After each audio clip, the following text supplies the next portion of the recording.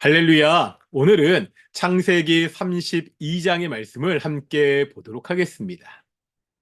제가 어깨가 좀 좋지 않아서요, 침을 맞고 물리 치료를 받은 적이 있습니다. 그래도 계속 좋아지지 않아서 신경외과에 가서 엑스레이를 찍고 진찰을 다시 받았습니다. 목 디스크 초기였습니다. 목 디스크 때문에 신경이 눌려서 통증이 온 것이었습니다. 단순히 어깨만 치료해서는 나을 수가 없었습니다.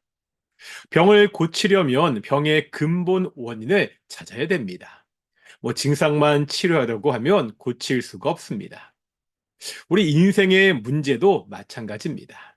문제 자체만 가지고 씨름해서는 안 됩니다. 그 문제를 근본적으로 해결할 수 있는 방법과 씨름을 해야 됩니다. 지금 야곱은 고향으로 돌아오고 있습니다.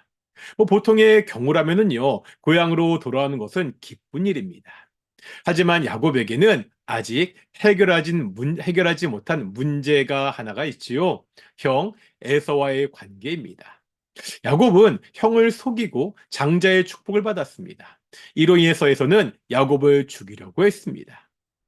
야곱은 지금 자기를 죽이려고 하는 형 에서가 있는 고향으로 돌아가야 됩니다. 외삼촌 라반의 집에서도 도망을 쳐서 나왔기에 다른 곳으로 갈 곳도 없습니다.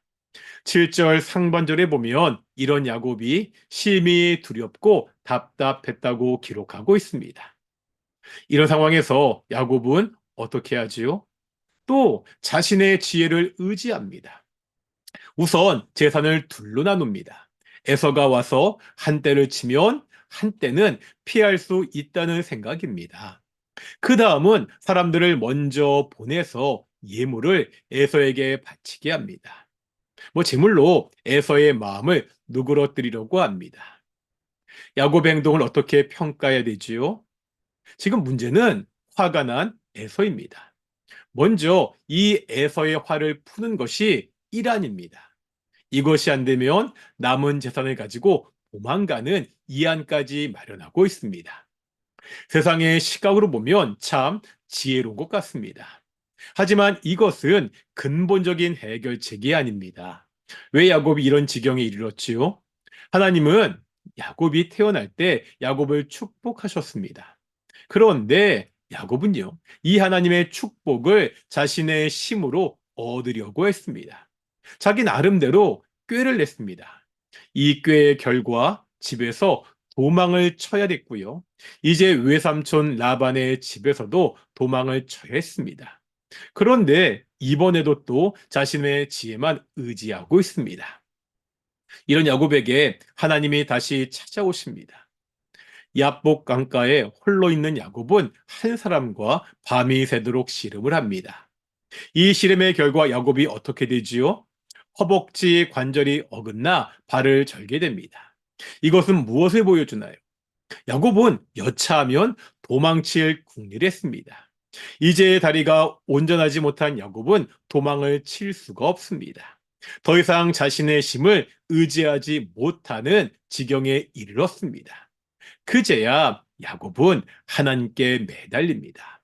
26절에 보면 그가 이르되 날이 새려하니 나로 가게 하라. 야곱이 이르되 당신이 내게 축복하지 아니하면 가게 하지 아니하겠나이다. 나에게 축복하지 않으시면 가지 못한다고 매달리고 있습니다. 자신만 의지했던 야곱이요, 이제 하나님을 의지하고 있습니다. 하나님은 이 야곱의 이름을 바꾸어 주십니다. 더 이상 야곱이 아니라 이스라엘이 될 것이라고 하십니다. 이스라엘은 하나님과 겨루어 이겼다는 뜻입니다. 지금까지 야곱은 사람들과 씨름하는 인생을 살았습니다. 하지만 이제는 하나님과 씨름하는 인생을 살아야 됩니다. 내 힘과 내 지혜가 아니라 하나님의 힘과 지혜를 의지하는 인생을 살아야 됩니다. 오늘도 하나님의 지혜를 의지하며 살아가는 귀한 성도들이 되시기를 축원합니다. 기도하겠습니다. 사랑과 은혜가 충만하신 아버지 하나님, 우리가 인생을 살다 보면 참 여러 가지 어려움과 문제를 만날 때가 있습니다. 우리가 그럴 때마다 내 심과 내 지혜를 의지하는 것이 아니라 오직 하나님의 심과 지혜를 의지하며 살 수 있도록 인도해 주시옵소서. 감사드립니다. 이 모든 말씀 예수님의 이름으로 기도드렸습니다. 아멘. 마치겠습니다. 샬롬.